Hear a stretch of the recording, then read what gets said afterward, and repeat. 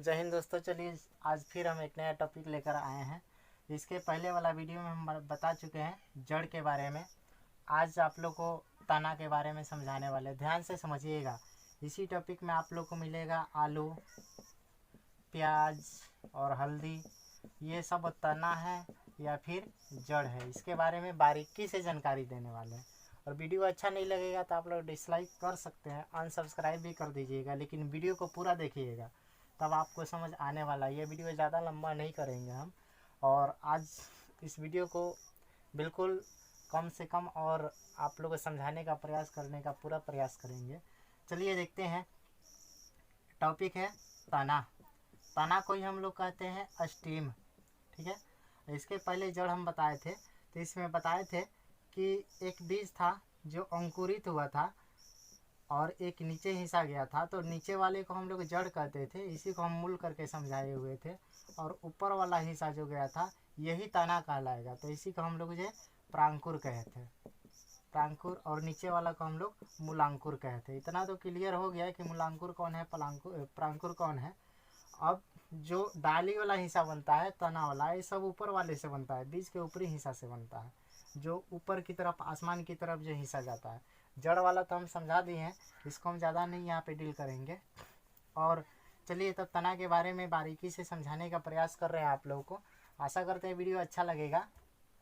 तो देखिए, सबसे पहले तो तना की एक विशेषता समझ लेते हैं। तना की मुख्य जो विशेषता क्या है, मुख्य विशेषता, तो इसमें नोड पाए जाते हैं। याद रखे रहिएगा, इसमें नोड पाए जाते हैं, या फिर इंटर नोड याद रखे रहिएगा, INTRNOD, ठीक है। इसमें नोड या इंटर नोड इसकी सबसे सरल और ख़ास विशेषता है। जैसे कि जड़ में हम समझाए थे, उसकी अलग अलग विशेषताएं थी और उसका काम क्या क्या था। इसकी सबसे खास विशेषता हम बता दिए हैं अभी नोड तना में। अब नोड कहाँ होता है, कैसे होता है, इसके बारे में भी अभी डिस्कस कर रहे हैं यहाँ पे। चलिए फिर एक बार समझाना चाहेंगे हम।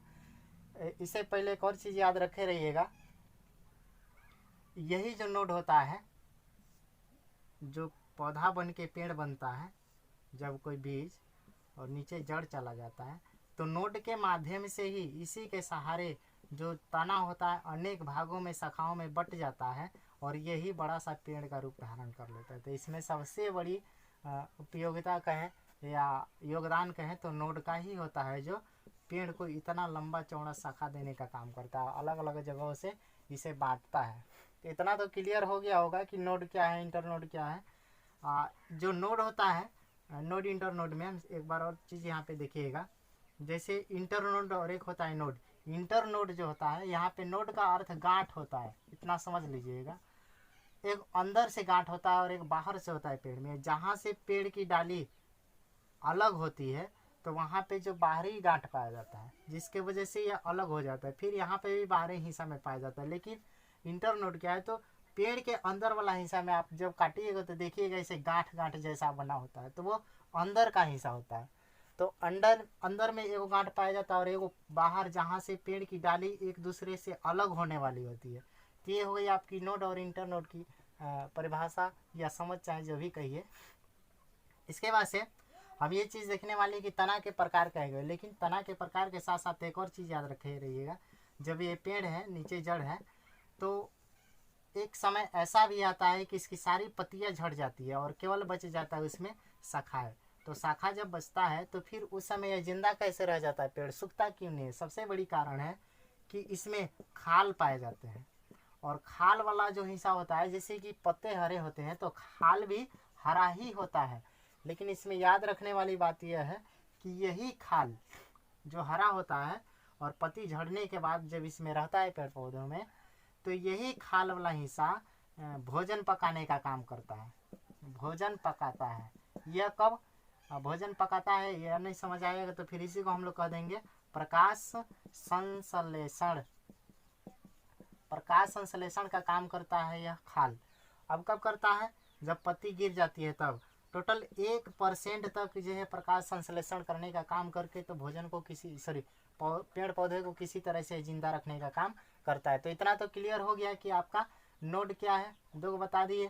फिर जो है यह कहाँ कहाँ से अलग होता है, अंदर बाहर भी समझा दिए। हमने बताया खाल, खाल में एक और चीज़ समझा दी कि भोजन पकाने का काम करता है। सेम पत्ती की जैसा कब जब से सारी पत्तियाँ झड़ जाती है और उस हालत में पेड़ को जिंदा रखना है तो 1% तक जो है भोजन पकाने का काम करता है, यानी कि प्रकाश संश्लेषण का कार्य करता है। चलिए इतना तो क्लियर हो गया है। तो फिर आगे की तरफ हम बढ़ना चाहेंगे और विशेष चीज़ ये याद दिलाना चाहेंगे कि तना को भी हम लोग कई भागों में बांटते हैं। जैसे हमने जड़ को बांट के दिखाया हुआ था, उसी तरह से तना को भी चलिए हम बांट देते हैं और देखते हैं आपको इसमें कितना समझ आने वाला है।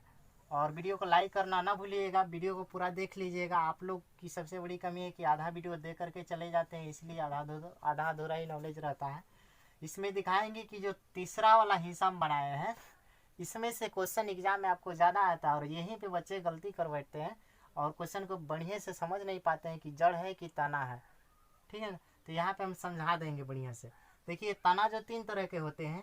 पहला वाला हिस्सा जो होता है वायवीय तना होता है। वायवीय तना, तना तो नहीं लिखेंगे चलेगा लेकिन लिख देते हैं यहाँ पे वायवीय तना। दूसरा का होता है अर्ध वायवीय तना और तीसरा नंबर का होता है, इसे हम लोग कहते हैं भूमिगत तना। यानी कि तीनों तना में सबकी काम अलग है। जैसे दुनिया के जितने भी पेड़ पौधे आप लोगों को लगभग दिखेंगे वो सब बाहर वाले हिस्से में ही दिखेंगे इसे, ठीक है, बाहर वाले हिस्से में ही दिखेंगे। इसीलिए ऐसे तना को हम लोग वायवीय तना कहते हैं, यानी कि जमीन के ऊपर रहते हैं, यानी कि हवा में ही है। तो वायवीय तना आराम से इसे कह सकते हैं। लगभग सभी पेड़ पौधे ऊपर ही होते हैं जमीन के और इसकी तना भी हवा में ही होती है, तो इसलिए इसे आसानी पूर्वक हम लोग वायवीय तना कह सकते हैं। इसके अंतर्गत जितनी भी पेड़ है सभी पेड़ आ सकते हैं। अब अर्धवायवीय तना किसे कहेंगे? इसके अंतर्गत हम लोग घास को रख सकते हैं। अब घास में भी देखिए जैसे कि आप लोग छोटे मोटे या लते जैसे जो घास होते हैं लंबे लंबे तक फैले हुए थे दूर दूर तक, तो वैसे जो जमीन हो गया इसमें जो घास फैली होती है कुछ बाहर कुछ अंदर, कुछ बाहर कुछ अंदर, ऐसे करके घास फैली होती है जमीन पे। तो देखिए आधा जो हिस्सा होता है हवा में होता है, यानी कि जमीन के ऊपर वाले संपर्क में, और कुछ जो हिस्सा होता है जमीन के अंदर वाले संपर्क में होता है। इसीलिए हम लोग इसे घास को रख सकते हैं अर्धवायवीय तना में। इतना तो क्लियर हो गया। उदाहरण तौर पे हम लोग अपनी क्षेत्रीय भाषा में यहाँ पे दुब घास कहते हैं, ठीक है। दुब घास देख लीजिए, इसका एकदम सॉरी दुब गलती लिख दिया। दुब घास आप लोग आसानी से समझ सकते हैं उदाहरण में कि यह अर्धवायवीय तना का उदाहरण है, इसमें कोई दिक्कत नहीं होनी चाहिए। और रही भूमिगत तना, जिससे कि सबसे ज़्यादा क्वेश्चन आते हैं आप लोग के एग्जाम में, तो यहीं से आ सकते हैं और आप लोग को परेशान कर देते हैं नहीं समझने के कारण। तो यहाँ तो क्वेश्चन बनेगा कि निम्नलिखित में से पादप वर्ग में तना को कितने हिस्सों में रखा जाता है? तो 3 तो आप लोग को पता है। यदि विशेषता पूछ दे कौन किसके अंतर्गत आता है तो भी बता दीजिएगा। अब भूमिगत तना को हम डिफाइन करना चाहेंगे। यह ऐसी तना होती है जो जमीन के अंदर, जैसे जमीन हो गया, सब इसके अंदर वाले पार्ट में पाए जाते हैं। इस तरह के तना का जो हिस्सा होता है, ठीक है ना। अब इसको बढ़िया समझ कर करना चाहेंगे। इसमें आप लोग का आलू आ जाएगा, अदरक आ सकते हैं, फिर अदरक के साथ साथ यहाँ पे ओल भी आ सकते हैं, हल्दी आ सकते हैं। हल्दी भी तो ज़मीन के अंदर ही होता है। आप देखिए प्याज तो हम लोग ऊपर उगाते नहीं है, प्याज भी हो जाएगा, लहसुन भी हो जाएगा। इसके अलावा हम लोग कौन देखते हैं, कौन भी हो जाएगा, स्वीट पोटैटो, ठीक है। ये तो क्लियर हुआ। अब किसको हम लोग तना कहेंगे, किसको क्या कहेंगे, इसमें भी कई गो नाम है, इसे भी हम समझाने का प्रयास कर रहे हैं। तो देखिए यहाँ इसको हम मिटाना चाहेंगे थोड़ी देर के लिए। आप लोग चाहे तो स्क्रीनशॉट लीजिए या चाहे आप लोग नोट कर लीजिएगा, बहुत बढ़िया रहेगा। चलिए आगे बढ़ते हैं। तब अब इसको बारीकी से यहाँ समझाने का प्रयास कर रहे हैं, यही आलू ओल और अदरक इत्यादि को। तो हम लोग पहले के ज़माने में आदि मानव ज़्यादातर जो है ये खाना खाते थे, खाना के रूप में ज़मीन के अंदर से खोद खोद के आलू चाहे ओल खाते थे। तो ये बताइए खाने वाला जो सबसे हिस्सा होता था, खाने में सबसे ज़्यादा प्रयोग, खाने में प्रयोग अधिकतर किसका हो रहा है? यहाँ पे अधिकतर किसका हो रहा है? तो आलू का। उस समय आलू खूब होता था, आज भी तो खूब हो रहा है आलू। आलू और आलू की एक प्रजाति है ओल, आलू जैसा ही होता है। अब देखिए तना का उदाहरण है कि इसमें ऐसा नुकीला टाइप का डायरेक्ट ऐसा जो जड़ टाइप का नुकीला नहीं मिलेगा, ठीक है। यह गोल चाहे चौड़े आकार के होंगे हल्का, ये ज़्यादा ज़मीन के अंदर तक ज़्यादा गहराई में नहीं जाते हैं, गहराई में ये नहीं जाते हैं। ये जो तना वाला भाग होता है, जो भूमिगत तना होता है, जिसमें आलू और ओल बता दिए हैं, इसे हम लोग जो है मूल कंद कहते हैं। कंद मूल, चाहे मूल कंद भी कह दीजिएगा। कंद मैंने खाने वाला हिस्सा, आमूल जो नीचे है जड़ जैसा फैला हुआ है, ठीक है, लेकिन इसे हम लोग खाने के इस्तेमाल में करते हैं, तो इसीलिए हम लोग इसे कंद मूल कह देंगे। क्लियर। अब रही बात आपका प्याज और लहसुन ले लेते हैं, प्याज प्लस लहसुन, तो इसे हम लोग जो है सलकंद कहते हैं। सलकंद क्यों कहेंगे, ध्यान से समझने का प्रयास कीजिएगा। इसलिए कि इसमें जल की जो मात्रा होती है, जल की मात्रा अधिक होती है, बहुत अधिक होती है।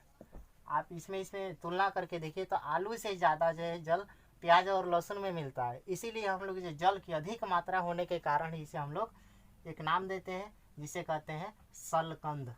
सलकंद, इतना तो क्लियर हो गया।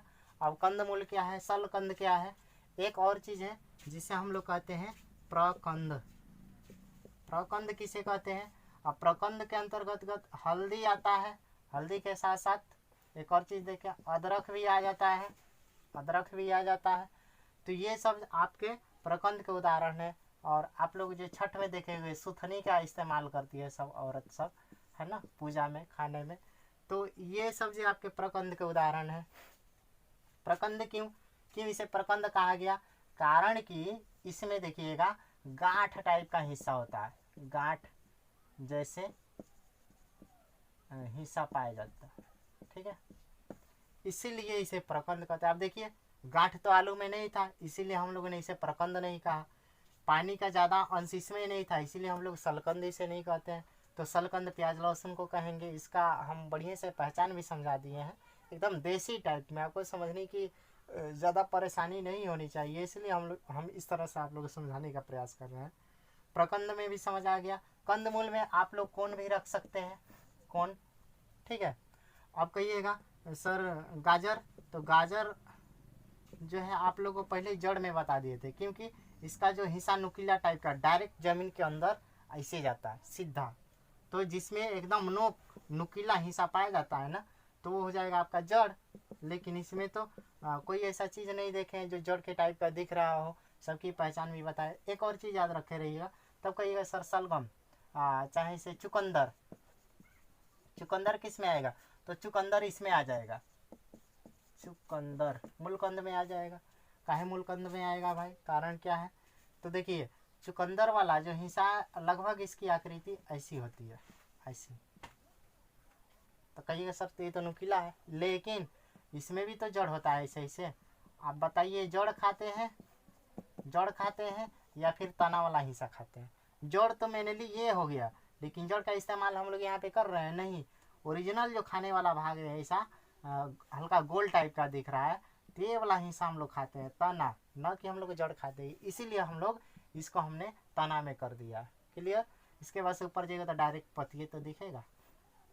फिर कौन का भी कुछ ऐसी ही कहानी है, ठीक है ना, उसमें भी ऐसे देखिएगा कौन ऐसे टाइप का होता है। तो कौन में जो नुकीला कहिएगा सर है, लेकिन सही बात है इसमें भी तो जड़ होता है हल्का, लेकिन क्या जड़ वाला हिस्सा हम लोग खाते हैं, बिल्कुल नहीं खाते हैं, हम लोग तना वाला हिस्सा खाते हैं। इसलिए हम लोग किसमें रखेंगे, इसको खाने वाले भाग में, तना में, मूलकंद में कंदमूल में रख देंगे।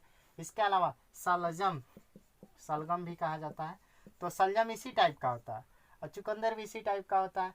अंतर क्या होता है, चुकंदर जो होता है ना कालिया होता है, काला, काला होने के कारण चुकंदर, हई जो होता है ये गोरा होता है, उजला टाइप का, इसलिए हम लोग इसे सलजम कह देते हैं। बट है तो एक ही जैसा ही, प्रजाति एक है, केवल रंग का अलग अलग फर्क है, ठीक है। हाँ, ये साउथ अफ्रीका वाला है और ये आप लोग का कश्मीर वाले ही अंग्रेज है, इंग्लैंड वाले। तो इतना तो क्लियर हो गया। अब क्वेश्चन आपको एग्जाम में देता है कि ये जितना भी हम समझाए हैं ये सब के सब तना है। अब तो समझ गए तना में कौन कौन आएंगे, लहसुन आएंगे, प्याज आएंगे, अदरक, सुथनी, है ना, इसकी सारी पहचान हम बता दिए। अब कहेगा क्वेश्चन में कि निम्नलिखित में से कौन जड़ है, तो जड़ सीधी सी बात है, डायरेक्ट ऐसे हच्चा नीचे जा रहा है, नुकीला है जड़। जैसे हम गाजर ले लें, गाजर समझा दिए थे। मूली ले लीजिए, मूली भी डायरेक्ट आपका थी होगा, क्या बोलते हैं कि जड़ होगा। अब रही बात तना, तो तना का भी हमने सारा हर चीज़ समझा दिया। जिसमें डायरेक्ट कोना का कतरा नहीं निकला हो, जिसका हिस्सा खाने वाला हो ज़मीन के अंदर हो, ठीक है ना, तो वो तना हो जाएगा। ज़मीन के बाहर वाला भी हमने बताया, लेकिन ज़मीन के बाहर वाला हम लोग बहुत कम खाते हैं। जैसे कि उदाहरण तौर पे हम लोग गन्ना ले लें, गन्ना भी तो तना में ही आता है, तो ऊपर वाला हिस्सा हो गया तो उसे तो हम लोग खाते हैं, ठीक है ना, जड़ उसका हिस्सा नहीं खाते हैं। तो ऐसे कर करके हमने आपके एग्ज़ाम में ज़्यादातर आलू, प्याज, अदरक और हल्दी वाला हिस्सा आता है कि निम्नलिखित में से कौन तना है और कौन जड़ है। तो ये सब आप लोग का जड़ है और तना हम समझा दिए। तो आशा करते हैं वीडियो अच्छा लगा होगा। अच्छा लगा तो सब्सक्राइब कीजिएगा, लाइक कीजिएगा, और फिर आप लोग को अगले वीडियो में मिलने वाले हैं। तब तक के लिए इजाज़त दीजिए आप लोग से। जय हिंद।